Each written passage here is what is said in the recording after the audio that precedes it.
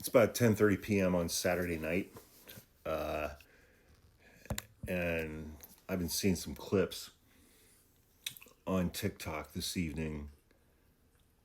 Apparently tonight was the induction ceremony for the current batch of bands and artists that are being inducted into the Rock and Roll Hall of Fame. And I'm Gen X. I was born in 1968. I'm 57 years old. And so grunge bands played a huge part in my younger years. And, we had Lane Staley, we had Chris Cornell, we had Kurt Cobain, we had Eddie Vedder. Eddie Vedder's the only one that's left. And I've seen Alice in Chains live over the last 5 or 10 years, maybe 3 or 4 times. They're still a great fucking band. I can't remember the name of the gentleman who is singing with them now, but he's a fucking badass. And they are still a viable musical outfit. I've seen Pearl Jam a bunch of times. I never saw Nirvana play live. I saw Soundgarden a bunch of times,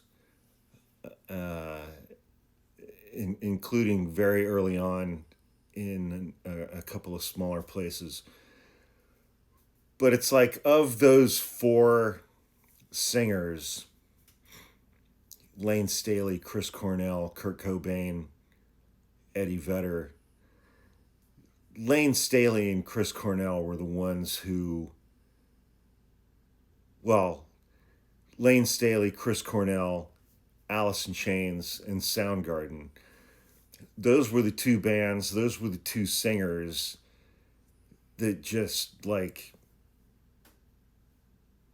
reached into my fucking chest and, ripped my heart to fucking shreds with their music, their singing, their voices, their lyrics. I mean, Alice in Chains and Soundgarden were the top of the heap for me.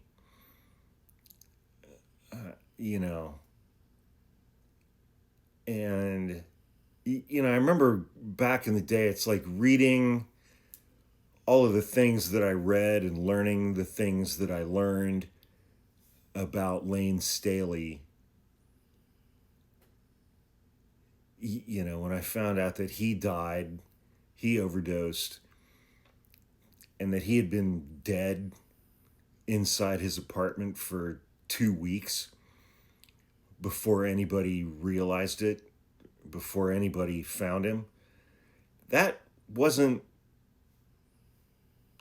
It's like, at the time, it's like that wasn't entirely shocking or surprising. It was sad. It was horrific. It was tragic. And it was heartbreaking.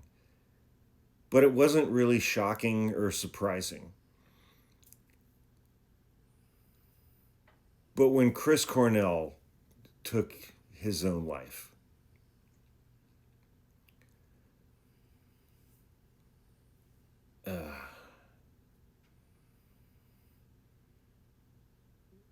and I think it was like a year later when Anthony Bourdain took his own life. I mean, it's like those two things, man.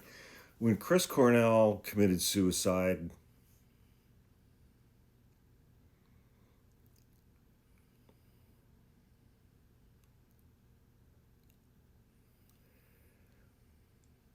yeah, so it's like I've been seeing some clips.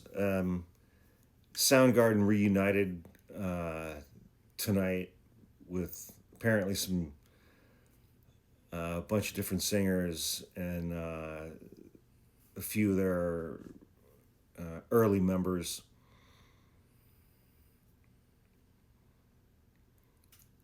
I'm looking forward to watching that whole program. I have absolutely no doubt that the other members of that band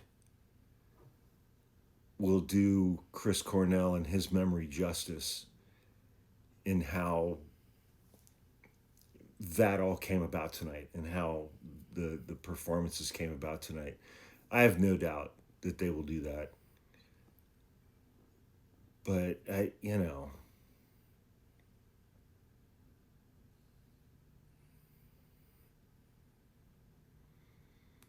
I mean, I can just feel the pit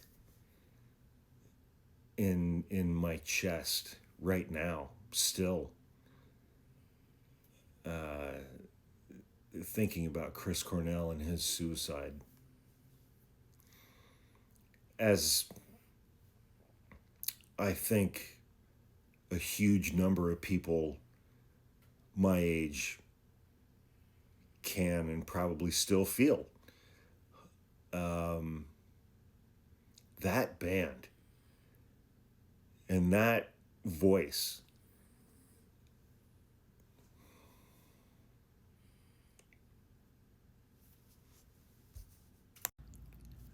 I have a 3 foot by 4 foot poster framed of Chris Cornell hanging up in my office at home.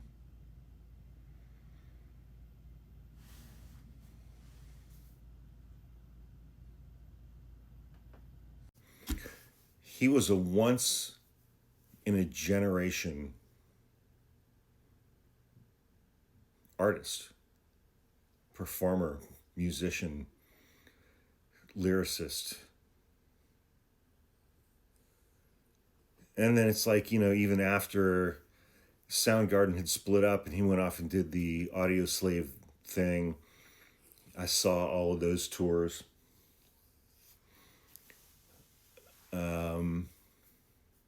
But Soundgarden was it, man. I mean, Soundgarden was it. Soundgarden and Alice in Chains were the top of Mount Everest for me during that period of time, during the 90s. It's like Nirvana was fun, whatever. Pearl Jam, yeah, okay, sure, whatever. Alice in Chains and Soundgarden and Lane Staley and Chris Cornell. And it's hard to put into words. It's just hard to put into words, man. I have the Chris Cornell vinyl box set. That's where I got that poster.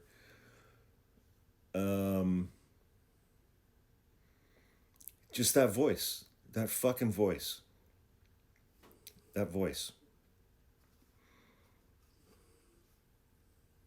I miss that voice. I miss that band. I miss that band with that voice.